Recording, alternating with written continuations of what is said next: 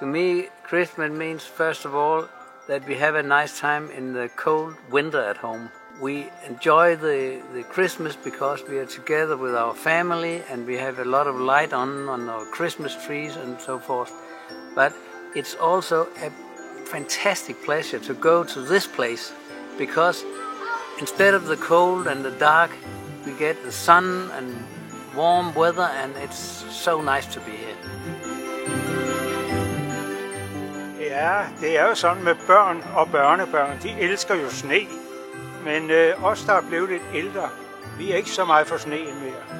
Vi vil helst være hernede. A perfect Christmas. Being all together with all my family. Have very good food and peace in the world for all. Peace, of course, and I don't think you get peace in the world before you educate everyone. Every kid in the whole world has to have an education, and then we will have peace. Min kone og jeg ønsker at blive 20 år ældre. Ja, og så god jul. Rigtig god og glædelig jul ønskes I alle sammen. Merry Christmas and glædelig jul.